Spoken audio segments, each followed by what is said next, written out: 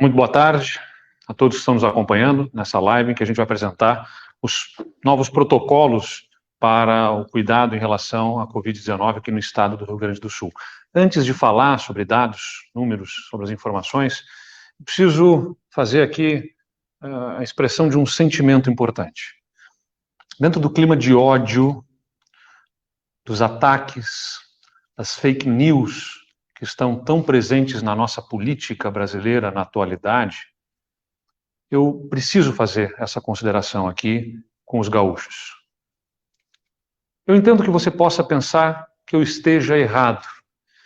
É, evidentemente, respeitável e eu preciso considerar que as pessoas tenham opiniões diferentes de como conduzir o Estado em relação à pandemia. As pessoas, evidentemente, têm toda a liberdade de pensar diferente do que nós pensamos e das decisões que nós tomamos. O que eu não posso aceitar e não tolero, não vou admitir, é que coloquem em dúvida a intenção das nossas medidas. Por favor, não duvidem da intenção do governador e do governo e das dezenas ou centenas de servidores públicos que estão trabalhando muito para tomar as melhores decisões. Nós não somos infalíveis, somos seres humanos. E buscamos todo o suporte necessário nos dados, nas evidências, nas práticas que estão tomando os outros países, nos estudos, nas pesquisas científicas. Debatemos num comitê de dados, num comitê científico, para tomar as decisões que consideramos as mais acertadas. Você pode divergir das nossas decisões. Você pode até contestar, evidentemente, e achar que deveria estar sendo feito de um jeito diferente. Mas, por favor, não coloquem em dúvida a intenção, não apenas a minha como governador, mas a de dezenas, centenas de pessoas que se envolvem dentro deste processo. E como eu vou mostrar logo em seguida, buscamos todos os estudos no mundo para dar suporte a estas decisões que só têm uma intenção, um propósito, que eu considero o melhor propósito: salvar vidas, proteger a saúde dos gaúchos e fazer isso com o menor impacto possível na nossa economia, porque a gente sabe que a economia é importante para que as pessoas tenham a sua renda, coloquem comida na mesa para si, para suas famílias, para os seus filhos.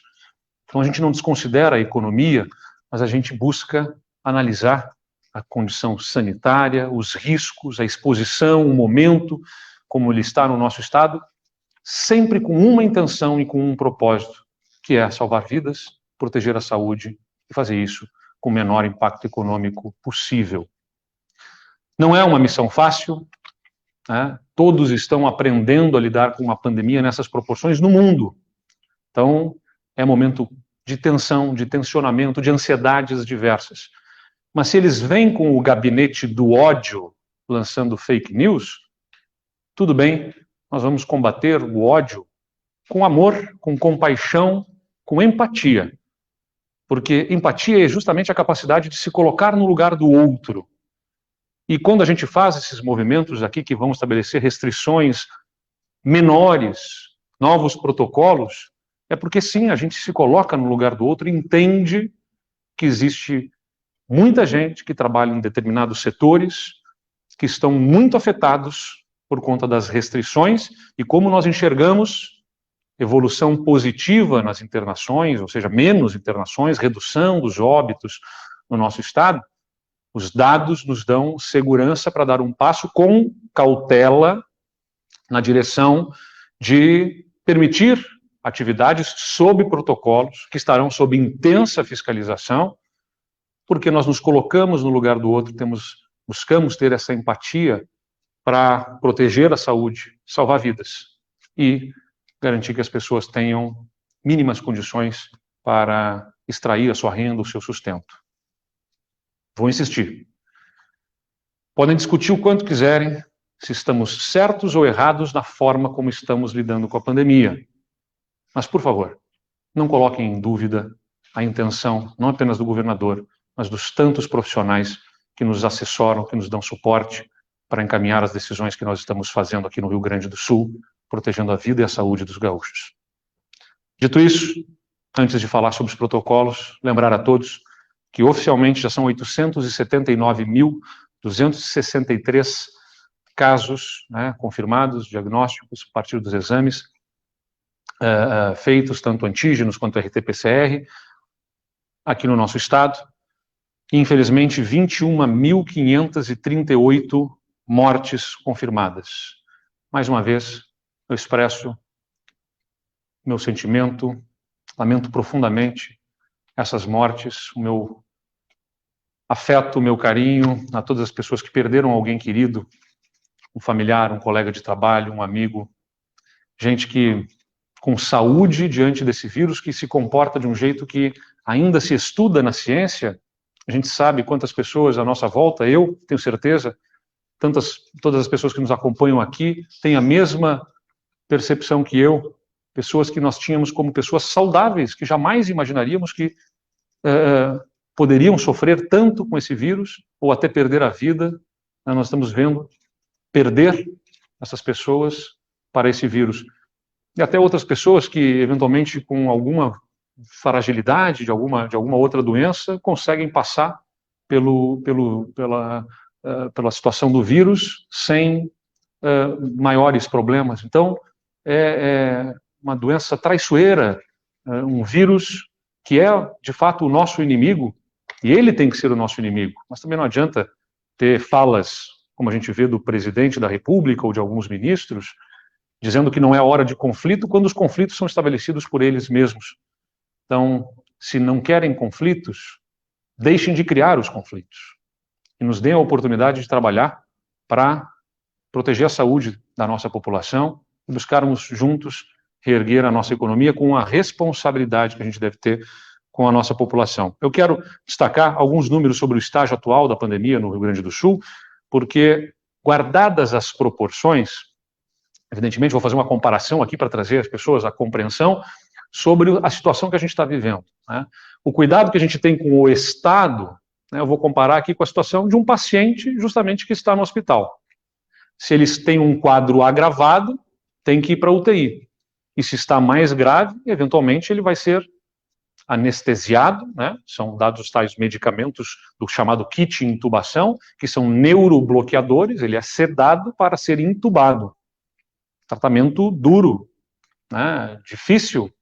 Então, diante da gravidade, você dá a este paciente um tratamento mais grave e drástico para buscar salvar este paciente, de acordo com o momento que ele está vivendo. De acordo com a evolução do paciente, ele pode ser retirado da intubação, pode ser até colocado não mais numa UTI, mas num leito clínico, ainda expirando cuidados. Então, esta é a evolução do paciente. O estado é a mesma coisa. A gente teve que fazer um tratamento mais duro, mais difícil no mês de março, em que nós vimos triplicar o número de mortes, as internações crescendo numa velocidade assustadora ao longo do final do mês de fevereiro e do início do mês de março, e isso exigiu um tratamento mais duro com o Estado no distanciamento. E conforme nós vamos vendo a evolução do Estado, então nós vamos fazendo relaxamento de restrições com cautela e com cuidado, tal como se faz com um paciente que sai de um leito de UTI, que vai para um leito clínico, permanece em observação, são administrados ainda alguns tratamentos, e mesmo quando se dá alta para este paciente, não significa que ele possa sair do hospital, né, retomando todas as suas atividades, precisa manter em repouso, não pode fazer determinadas atividades, precisa ainda tomar alguns medicamentos. O Estado é a mesma coisa. O que está se fazendo aqui, nem de longe, é dar alta, porque ainda temos uma situação muito crítica, embora estejamos vendo melhoria do nosso quadro das internações no Estado e redução dos óbitos, mas tudo ainda num patamar muito alto. Por isso, ainda é fundamental que se tenha muito cuidado, muita cautela e se exija o cumprimento dos protocolos. É isso que nós estamos fazendo aqui, inclusive, né, antes mesmo de mostrar aqui os dados, eu quero reforçar o ponto da fiscalização. Porque a gente está avançando no exercício de empatia, como eu disse, nos colocarmos no lugar do outro, aquele que está aflito por ter a fonte da sua renda para sobreviver, colocar comida na sua mesa, dos seus filhos. Isso é, né, por empatia, a gente entende que é fazer esse movimento, mas não dá para ser simplesmente uma volta ao normal, em que restaurantes possam estar lotados, festas possam acontecer. Não, nem de longe isso pode acontecer. O Estado está numa situação dramática. É como tirar o paciente da UTI e querer jogá-lo, então, para voltar à vida normal, nas suas atividades corriqueiras. Não, isso não pode acontecer. Se o Estado passou e por um momento mais crítico, ele está tendo uma evolução agora dessas restrições, mas inspira muitos cuidados. E aí eu quero fazer um chamado, uma conclamação aqui para cada cidadão gaúcho.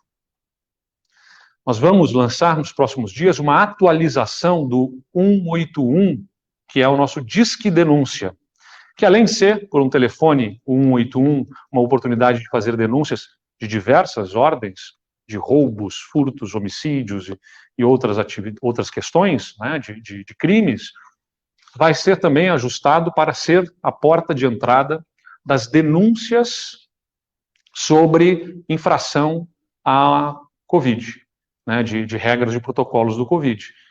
E nós vamos fazer também uma atualização e um ajuste deste 181 digital, virtual, porque a gente sabe que os hábitos das pessoas hoje são não mais de se telefonarem, nem entre elas, então dar a opção digital da pessoa fotografar uma situação de irregularidade e encaminhar, através deste 181, Disque Denúncia, essa situação irregular para que as autoridades possam tomar as providências cabíveis na fiscalização, na autuação, eventualmente, além da multa, até a prisão de quem esteja infringindo regras sanitárias. Isso aqui não é ser um governante que queira ser autoritário, é preservar a vida das pessoas. E quem denuncia, eu quero fazer essa conclamação aqui, nós não estamos pedindo que seja um dedo duro, não é para que seja dedo duro do vizinho ou do colega que está infringindo as normas. É para que seja um cidadão consciente que exija respeito. O seu vizinho que está fazendo uma festa, uma festinha, uma aglomeração, está desrespeitando você. Está colocando a sua vida e a vida da sua família em risco. E a mesma coisa sobre quem faz festas clandestinas, ou mesmo o proprietário de um restaurante que vai poder funcionar, mas querendo ganhar um pouco mais, que é legítimo, a gente entende que ele quer extrair a receita porque eventualmente até se endividou, mas mesmo sem maldade, está tomando uma ação, uma atitude errada, que coloca vidas em risco. Então a gente precisa de cada gaúcho como fiscal, como agente de fiscalização, exigindo respeito a si, a sua vida, a saúde da sua família e denunciando. O governo do estado, para garantir que essas fiscalizações aconteçam, nós exigimos das prefeituras que apresentassem os seus planos de fiscalização. E 400 prefeituras gaúchas já nos mandaram os seus planos de fiscalização. O governo do estado vai entrar como apoiador com as suas forças de segurança. Já determinei todo o fluxo para que cada região tenha, a partir dos nossos batalhões de polícia militar, o entrosamento, o engajamento com as prefeituras para garantir a estrutura de fiscalização e a ação de fiscalização que garanta a ação policial, administrativa, em relação a quem infringe as normas sanitárias. E, mais do que isso, o governo do estado está disponibilizando recursos para os municípios que não tiverem capacidade financeira para contratar mais fiscais, para que contratem esses fiscais. A gente está fazendo esse movimento porque uma coisa é o município ter que fazer a fiscalização de porta fechada, né? Ou seja, o comércio fechado, o restaurante fechado, a academia fechada, por exemplo, você precisa ter menos fiscais, é circular e ver se estão fechados. Agora, quando a gente permite funcionar com regras de distanciamento, uma limitação de público, distância entre as mesas, enfim, isso é mais complexo. Isso exige que o fiscal entre no estabelecimento, veja se está sendo cumprido, faça as aferições, a metragem quadrada, está obedecendo, não está obedecendo, está disponibilizando os itens de higiene necessários. Isso tem muito mais complexidade. E por isso, a gente estimula que contratem fiscais, que contratem mais pessoal, e se não tiverem capacidade financeira, inclusive que demandem ao Estado que vai aportar recursos para que contratem esses fiscais. Então, eu precisava fazer esse preâmbulo aqui, desculpem estender o tempo, mas é que é importante salientar que a gente dá essa evolução dentro desse quadro que o Estado tem, mas isso necessita ainda muitos cuidados, e esses cuidados exigem fiscalização, e a fiscalização é exercida pelo Estado e pelas prefeituras, mas deve ser exercida também pelo cidadão, né, que de forma consciente pode dar inestimável colaboração ao exigir, sim, do seu vizinho, do seu colega, do seu amigo, que observe as regras sanitárias e que não exponha desnecessariamente as pessoas a risco. Quero compartilhar com vocês aqui, acho que as nossas fichas era isso, né? A situação que nós temos no Rio Grande do Sul, do que se observou desde o início do ano, né? No número de casos confirmados. Então, aqui são casos confirmados por data de início dos sintomas. Vejam que a gente observou aqui, né? Esse é um dado que é importante compartilhar com vocês, porque ele demora a ser preenchido. Até que a pessoa tenha os sintomas, faça o exame, tenha o resultado, e o município, o responsável, lance no sistema, a gente não tem em tempo real isso, mas hoje a gente consegue olhar para trás e ver exatamente o movimento. A linha azul é a média móvel dos 7 dias, e por data de início de sintomas, os casos por data de início dos sintomas, ou seja, não é a data do início do registro, é pelos sintomas, a pessoa informa quando começou a sentir os sintomas. A gente vê no início de fevereiro, 31 de janeiro, né, a gente estabelece aqui como uma marca em que começam a crescer os sintomas, né, os exames aqui no estado, fortemente, né, até que aqui em 27 de fevereiro a gente faz, então, observando esse aumento, que, como eu disse, hoje a gente tem este quadro aqui, a gente não tinha isso em tempo real, porque tem um delay, tem uma demora no lançamento dos dados, pelo que eu já expliquei, mas chegou até esse nível, na verdade, chegou a 9.400, 11.000 aqui, né, registros de início de sintomas, na média móvel, aqui 27 de fevereiro, o corte em que nós, então, fazemos a suspensão da cogestão e estabelecemos as regras mais restritivas. E vejam, né, como isso surte um efeito de redução de casos registrados por sintomas, né, então, como existe esse delay na informação, essa demora, a gente exclui esse trecho final, porque ainda estão sendo inseridos dados deles, né, ainda não dá para computar que isso aqui seja efetivamente a realidade, mas esse foi o tempo do fim da cogestão, e a gente vê a redução dos registros de sintomas no estado. Pode passar, por favor? Aqui, os internados em leitos clínicos. 6 de fevereiro marca aqui o início dessa inflexão, ainda mais discreta, até que adquire velocidade. As internações em leitos clínicos, vejam que a gente estava em 1.300, 1.500 pacientes internados em leitos clínicos, aqui a gente chegou a 2.500, né, e aí a gente começa a debater, então, regras mais restritivas, a suspensão de atividades durante a noite, e suspendemos a cogestão aqui no dia 27 de fevereiro. Evidentemente, como as pessoas já estavam muitas contaminadas, você não vai ter imediatamente a redução das internações, mas depois de um determinado período, de 14 dias, a gente começa a observar a estabilização, lá naquele patamar alto de 6.200, e o início de uma redução das internações em leitos clínicos, que chegou a 6.200 pacientes com Covid, ou suspeitos de Covid internados em leitos clínicos, e reduziu já para 3.9 mil. Então, uma redução importante, sensível, mas ainda num patamar muito alto. Vejam que são 3.900 pacientes em leitos clínicos contra 1.500 que nós tínhamos antes. Então, a gente vê que está reduzindo o número de casos, de internações. Na próxima lâmina a gente tem os internados em leitos de UTI. A UTI demora ainda mais um pouco a ceder, né, porque são os pacientes mais agravados. Nós estávamos com cerca de 1.000 pacientes em leitos de UTI até o início de fevereiro, quando lá por ao redor de 9 de fevereiro a gente marca aqui o início desse crescimento de internações, né, e suspendemos aqui a cogestão, quando nós tínhamos cerca de 1.400 pacientes internados suspeitos ou confirmados em leitos de UTI, fomos lá a 2.800, né, quando a gente começou a observar essa estabilização. Depois de 23 dias, justamente coincidindo com o fim da cogestão, a gente começa a observar essa redução, mas ainda num patamar muito alto. É importante, parou de crescer, estabilizou e começa uma redução que ainda é mais sensível. Então, é à luz destes dados, dessas informações, que a gente dá esse passo no Rio Grande do Sul. Já demos alguns passos em relação à atividade comercial e vamos dar novos passos agora. Eu insisto, é como um paciente que está tendo evolução e que a gente vai administrando a dose do medicamento de acordo com o que a gente percebe da sua evolução, mas ele ainda está em tratamento do Estado e precisa continuar com cuidados.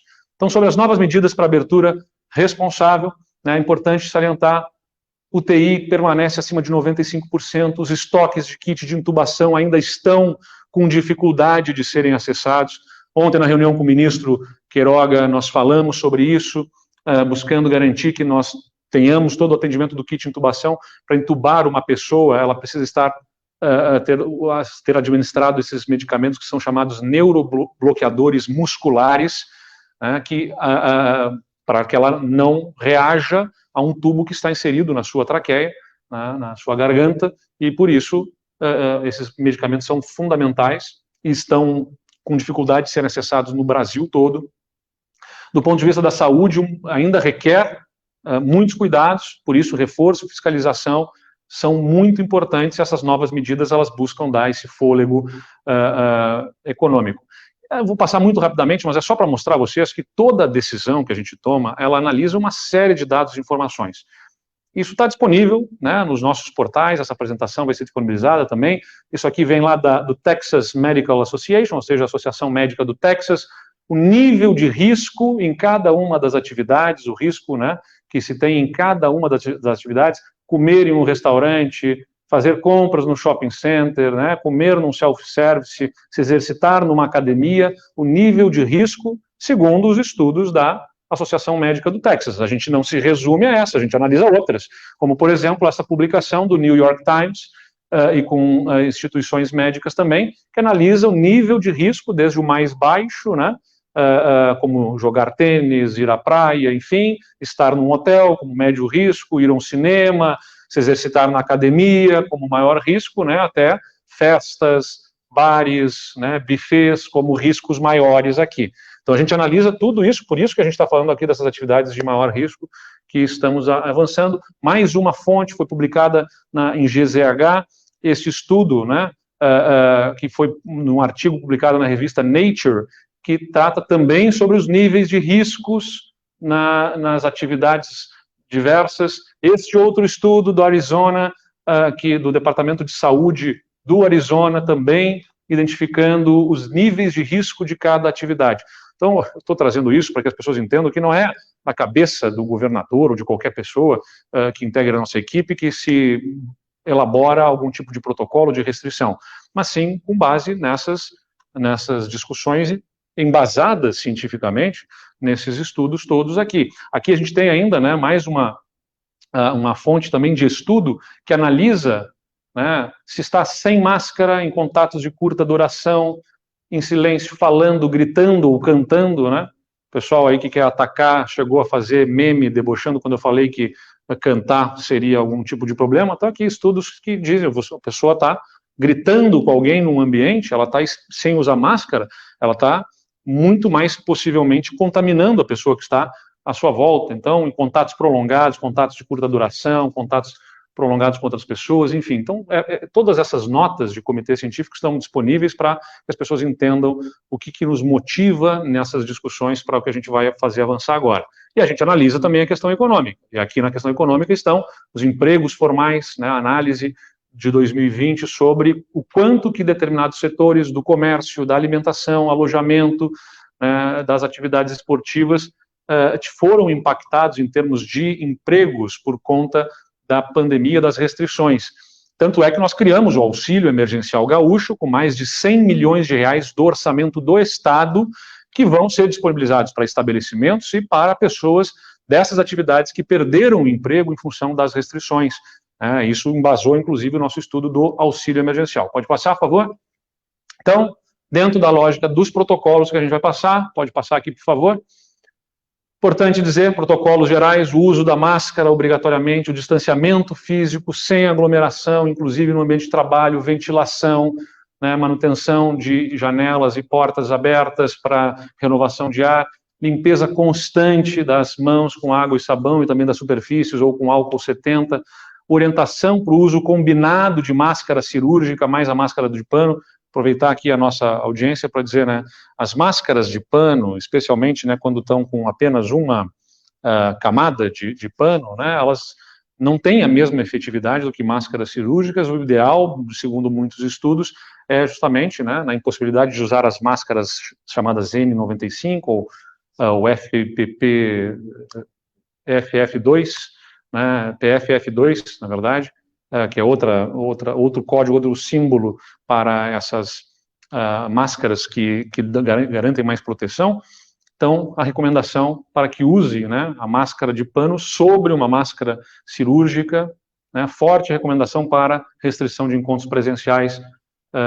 Então, todos esses protocolos gerais sendo amplamente divulgados e a gente insiste neles. Vamos adiante, por favor?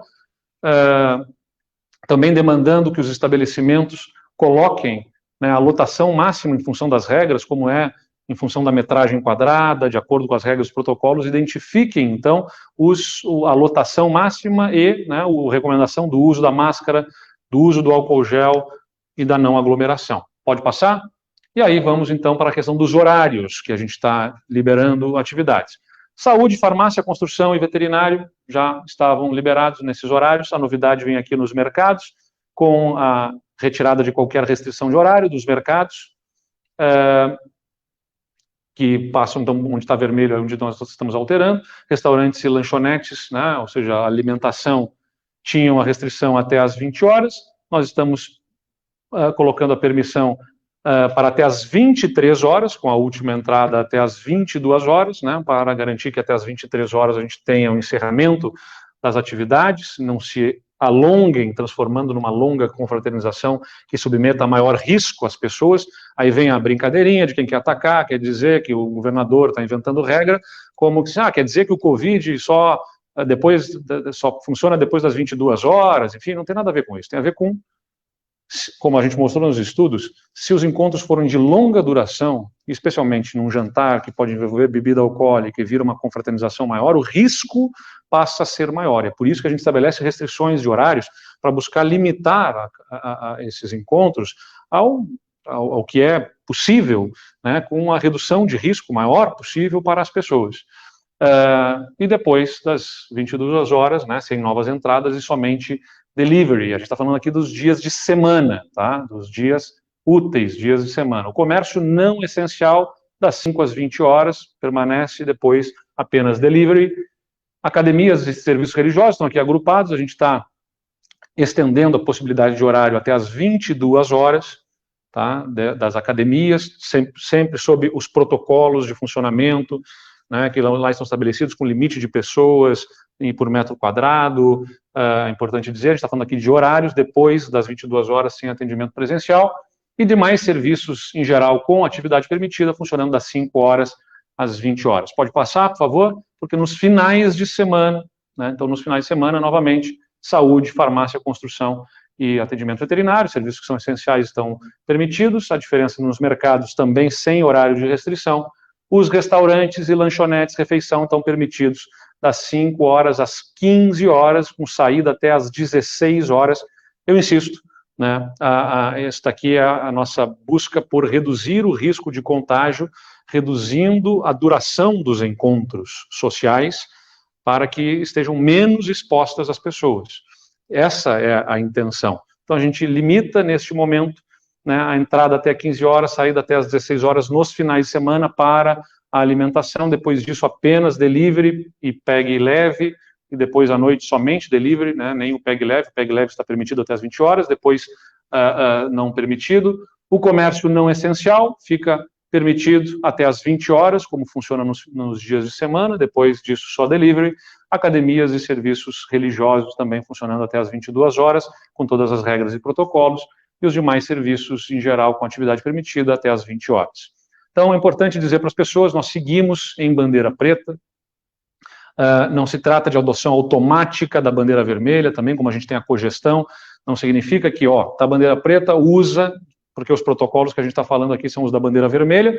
Pela cogestão, os municípios podem utilizar essas regras, mas é uma decisão que os municípios precisam adotar de acordo com a sua realidade local. Então, quero dizer aqui aos prefeitos, especialmente, que se eles perceberem que na sua cidade, especificamente, há uma situação de maior contágio, recomenda-se a eles que tenham ou a manutenção das regras da bandeira preta do estado, ou pode até ter alguma restrição a menor, mas que não migrem diretamente para a bandeira vermelha, que sejam mais restritivos que a bandeira vermelha. Isso é a cogestão, é dar a possibilidade de que as prefeituras façam os seus ajustes de acordo com a sua realidade local. Aqui a gente faz uma análise macro do estado. Então, as regiões precisam estar conscientes do nível de risco que tem, os municípios individualmente também, porque os prefeitos podem, eu diria até devem ser, mais restritivos quando isso se fizer necessário. E aí, também deixamos disponível aqui as regras que se alteram na bandeira vermelha, que é o limite da bandeira preta na cogestão, para feira livre de comércio não essencial, é o caso do BRIC, da Redenção, por exemplo, aqui em Porto Alegre, que se inclui, então, essa possibilidade de comércio. A gente já tinha a possibilidade de comércio em feira livre de alimentos, e a gente está incluindo também a possibilidade destas feiras de itens não essenciais, como, por exemplo, artesanato, desde que respeitados determinados protocolos, os restaurantes com máximo de 25% de lotação, exclusivamente para refeição. A gente busca aqui, conscientizar que não tenha o happy hour, aquele encontro da festinha depois do expediente. Isso, a gente veda somente clientes sentados, distanciamento mínimo de 2 metros entre as mesas. Então, são protocolos, cuidados que buscam afastar as pessoas suficientemente para que uma pessoa que eventualmente esteja nesse ambiente contaminada, não contamine outras ou contamine menos pessoas, porque se tiver mais mesas juntas, com pessoas que possam ficar em pé, num ambiente que se transforme numa confraternização, numa festinha, acaba sendo um espaço de maior contaminação, aí eleva a taxa de contágio, mais pessoas são contaminadas, aí o paciente tem que voltar para a UTI, como eu disse, a administração de um tratamento de um paciente no hospital é assim, pode estar na UTI, ter uma evolução, foi para o quarto, e depois não piorou a situação, volta para a UTI e volta para o tratamento mais grave. Se nós não queremos ter o tratamento mais grave, das restrições maiores no estado, é fundamental que sejam observados esses protocolos, que este é o tratamento que nós entendemos adequado, a partir de todos os estudos, de muito debate científico e da análise das condições econômicas necessárias para que a gente não sujeite o Estado a um aumento de taxa de contágio que signifique expor mais vidas a risco e fragilizar a saúde de pessoas, levando para um sistema hospitalar que ainda está com muita pressão. Os parques temáticos, aliás, limite nos restaurantes de 5 pessoas, é importante dizer, para que justamente não vire aquela confraternização, não vire o happy hour, vamos juntar a turma do trabalho para tomar um chopp depois do trabalho, não é limite de 5 pessoas, sem o happy hour, agora 5 pessoas, a família vai sair para jantar, está permitido. Algumas coisas que a gente coloca, a questão até de indicações importantes, a lixeira na saída dos banheiros, para que a pessoa possa, ao higienizar suas mãos, usar o papel para usar a maçaneta, enfim, alguns detalhes que estão lá todos disponíveis para que todos possam observar.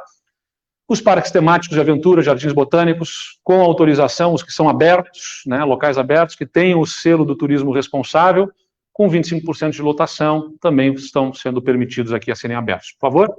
Serviço de educação física, nós estamos colocando aqui uma pessoa para 16 metros quadrados, então a gente amplia a possibilidade de uso das áreas, mas com um grupo de, no máximo, 2 pessoas para cada profissional habilitado, vedado o compartilhamento de equipamentos simultaneamente. Então, são regras, pessoal, que a gente coloca, que é importante que cada pessoa responsável em cada um desses setores observe essas regras e que as prefeituras fiscalizem, isso que a gente está exigindo nos seus planos de fiscalização, acompanhem, porque se todo mundo fizer a sua parte, cumprindo esses protocolos, a gente consegue evitar novos fechamentos. Esse é o nosso esforço, não me agrada nem um pouco, como governador, ter que vedar, restringir atividades econômicas, mas se eu tiver que fazer porque as pessoas, infelizmente, não estejam cumprindo com os protocolos, se impõe fazer as restrições, e eu não faltarei. A minha responsabilidade é como dizer que não vamos levar o paciente para UTI, imaginem, né, porque a gente não quer que ele seja tratado com um tratamento mais grave, é que a gente quer que ele fique na zona mais confortável de um quarto, de um leito clínico. Esse paciente, naturalmente, né, vai ter sérias complicações ou vir a óbito. O Estado é a mesma coisa. Se precisar do tratamento mais grave, a gente vai ter que migrar, e eu não terei outra opção a não ser tomar a decisão pelo tratamento mais grave. Então, por favor, né, como eu disse, todos têm que ajudar a fiscalizar. Aqui, os esportes individuais, a gente está permitindo, né, com o máximo de 4 pessoas, especialmente a gente está falando aqui de jogos de, por exemplo, de raquetes, né, tênis, pádel, beach tênis, enfim, essas atividades que não têm contato, sem público, né, com agendamento prévio, intervalo entre os jogos para higienização de equipamentos, enfim, vedar aglomeração e confraternização. Então, o jogo, ele é de menor risco, um jogo de tênis, de beach tênis, de pádel, mas a preocupação aqui é não haver a aglomeração depois, né? Vamos combinar de jogar, né, o pessoal resolve combinar de jogar uma partida e depois já se junta para fazer um churrasco, enfim. Então é isso que a gente está buscando evitar, o jogo sendo permitido, e é muito importante que todos então cumpram esses protocolos. O transporte, a gente está alterando como as atividades econômicas vão sendo retomadas, os limites de possibilidade de uso dos assentos.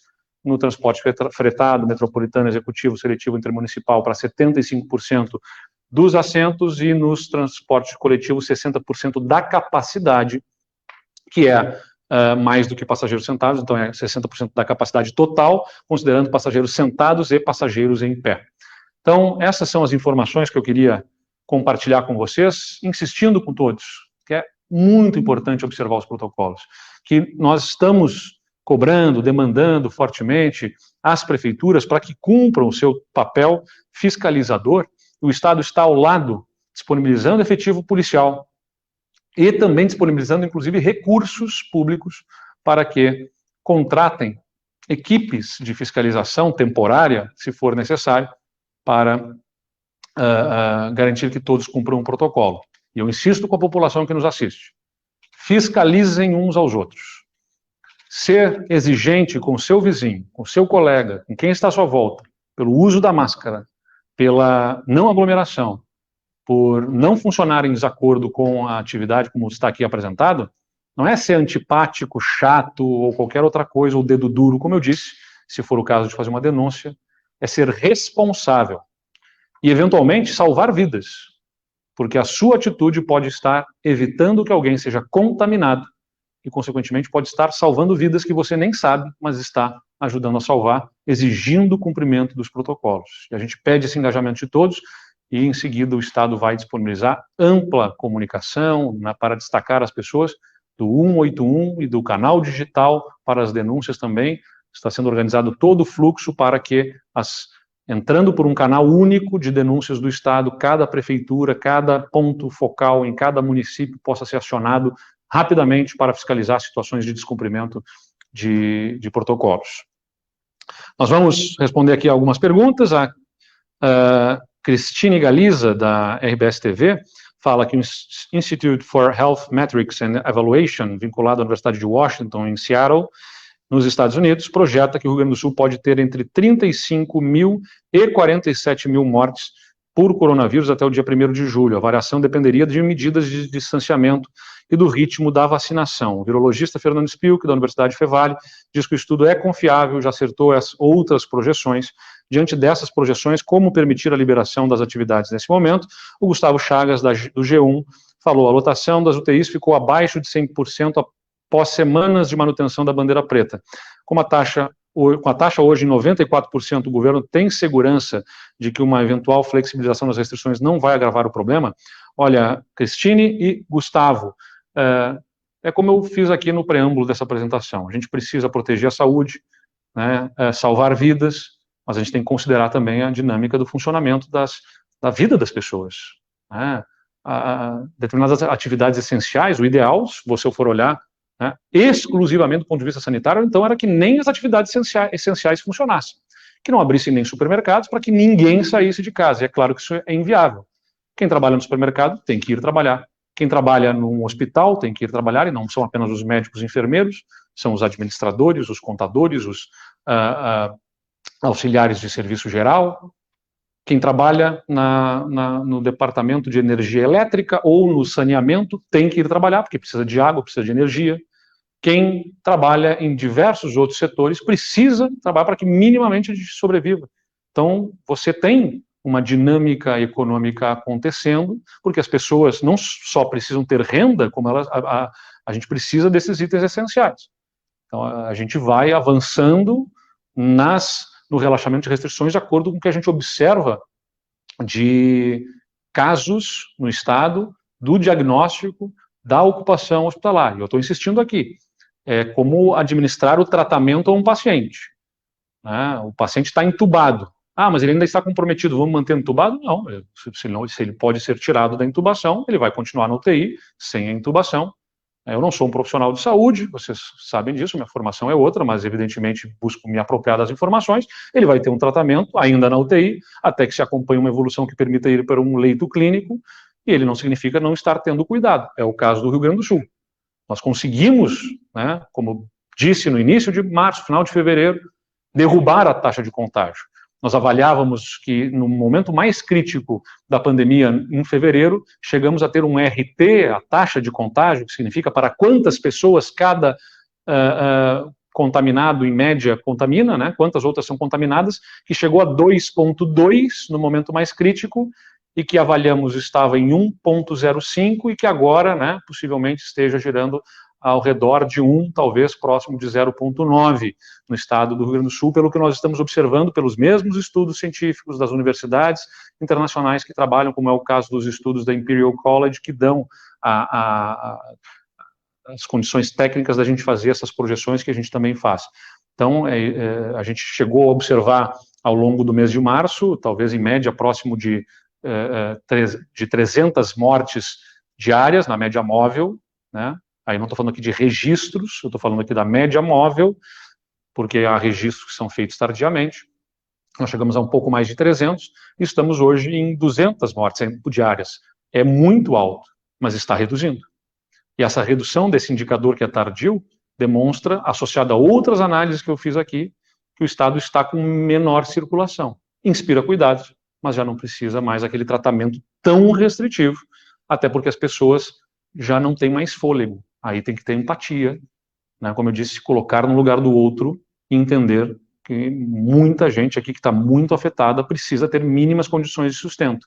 Permitir 25% de ocupação no restaurante não vai fazer o dono do restaurante ficar rico e nem conseguir empregar todo mundo que ele pôde empregar em outro momento, mas é dar uma sobrevivência financeira, fôlego, né, com cuidados, com restrições, para que ele e outras pessoas que dessa atividade dependem possam ter mínimas condições financeiras de sustentarem a si, de comprar alimentos, de comprar itens de higiene para si e para suas famílias.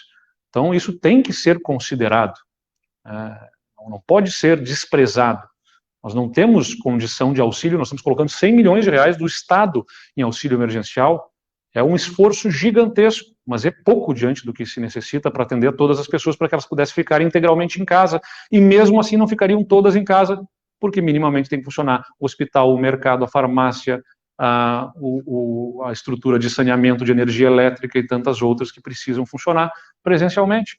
Então, tem que ter razoabilidade, bom senso, empatia, como eu disse, né, entender, se colocar no lugar do outro.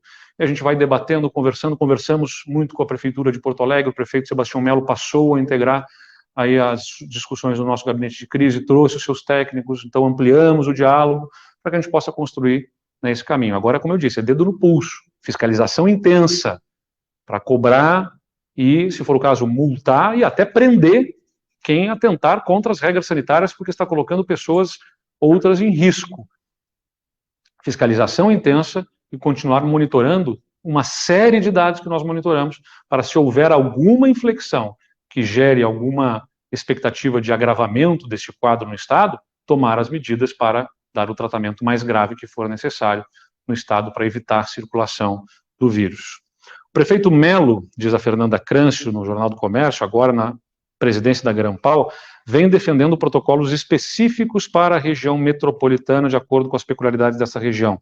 O governo estuda alguma possibilidade nesse sentido, junto à cogestão? Fernanda, eu acho que essa demanda ela está contemplada na medida da possibilidade da cogestão, que é exatamente isso, o Estado analisando a situação geral do Estado, que tem um sistema de saúde que é integrado, Sistema Único de Saúde, ou seja, pacientes vêm e vão para uma região ou para outra, então a gente tem que considerar isso. Permite, tem uma banda, né, tem uma flexibilidade de protocolos para ajustes a realidades locais. O Estado está dizendo, estamos em bandeira preta, nível de risco ainda altíssimo. Como vemos melhora, né, nos indicadores, podem se aplicar até o limite das regras da bandeira vermelha, mas sob decisão da região. Os prefeitos da região, reunidos, precisam tomar essa decisão conjuntamente, porque aí um acompanha o outro, né, para que não haja um prefeito que sozinho faça medidas menos restritivas e os outros que são os antipáticos, que fazem as medidas mais restritivas, paguem o preço de tomar medidas mais restritivas e alguém querendo ser simpático gere uma medida a partir de uma inconsequência, ou pouco cálculo da consequência das suas ações, alguma situação de maior contágio. Então, a região precisa se entender. A região reúne e entende. Estamos na bandeira preta, mas diante dos dados, das informações, da situação, da realidade local, da cultura, da economia, de aspectos específicos e sanitários da região, podem até ser menos restritivos até o limite da bandeira inferior, que é a bandeira vermelha, né, o que não significa que devem migrar automaticamente para a bandeira vermelha. Né, eles podem pegar apenas alguns itens da bandeira vermelha e ajustar aqui no que eles aplicam, ou pode ficar até em algo intermediário, determinados protocolos.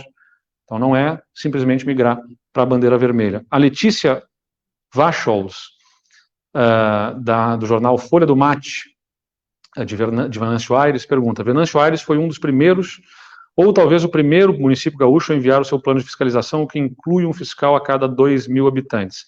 Na prática, como deverá ser a fiscalização da porta para dentro dos estabelecimentos? Letícia, a gente indica justamente isso, que cada município tenha no mínimo um fiscal para cada 2.000 habitantes, né, no esforço de ter estrutura de fiscalização para atuar nos diversos turnos, né, do dia, na manhã, na tarde, na noite, acompanhando dentro dos estabelecimentos o cumprimento desses protocolos, ou seja, vai ter que entrar no restaurante para acompanhar a distância entre as mesas e o número de pessoas por mesa, vai ter que entrar na academia para acompanhar o número de profissionais que estão lá e o número de alunos, de pessoas que estão frequentando.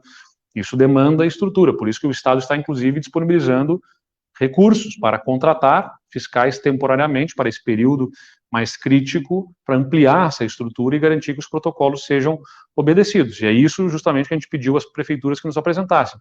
O número de fiscais, a estrutura, o planejamento, a divisão pelos turnos, como é que o município pensa e estrutura a sua fiscalização, até porque agora, né, o comando que eu dei foi que a Secretaria de Segurança Pública faça as reuniões com a Secretaria da Saúde regionalmente, com batalhões de polícia, né, com delegacias de polícia, coordenadorias de saúde e as prefeituras de cada região, para, à luz de cada plano de fiscalização, estruturar, então, a inserção do Estado com o seu efetivo policial, na melhor sinergia, né, sintonia com os municípios, fazer a fiscalização que deve ser feita para garantir o cumprimento dos protocolos. Lembrando a todos, né, que é importante que todos se engajem e exijam dos demais à sua volta que cumpram os protocolos que estão estabelecidos.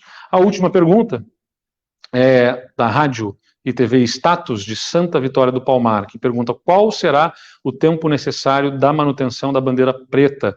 E na mesma linha, pergunta do Leonardo Cato, do Diário de Santa Maria, o quanto pode ser considerado válido o modelo do distanciamento controlado, já que se faz necessário manter a classificação da bandeira preta por salvaguarda de bandeira.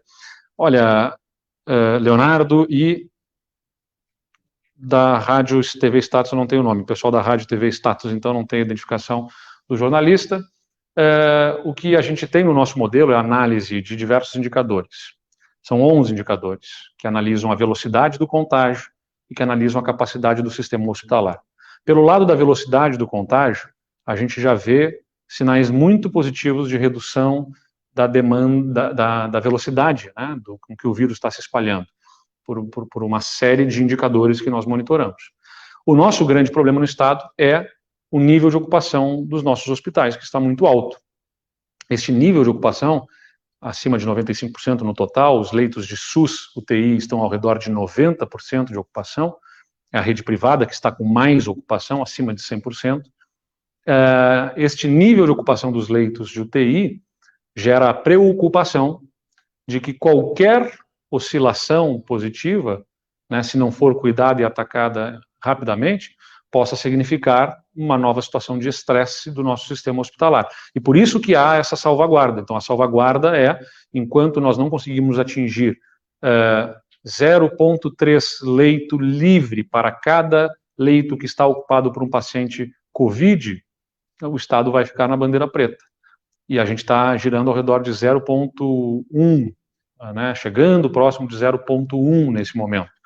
É difícil traçar um prognóstico, né, mas a gente estima que ainda teremos aí algumas semanas nessa bandeira preta ao longo do mês de abril, até que se supere essa salvaguarda e aí, conseguindo observar fôlego no nosso sistema hospitalar, se possa migrar, então, para a retirada da salvaguarda, e aí o Estado estará na bandeira vermelha ou na bandeira laranja, cada região de acordo com seus indicadores, e com a possibilidade de ajuste de outros protocolos. Então é isso, pessoal.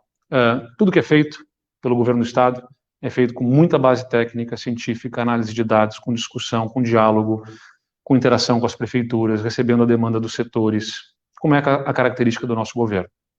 Nós podemos eventualmente errar, não somos infalíveis, como eu disse, mas fazemos todo o esforço possível, com toda a análise científica, com base nas evidências, nos estudos técnicos, para acertar, e com um único propósito: salvar vidas, proteger a saúde, e fazer isso com o menor impacto econômico possível, conciliando ao máximo com a economia.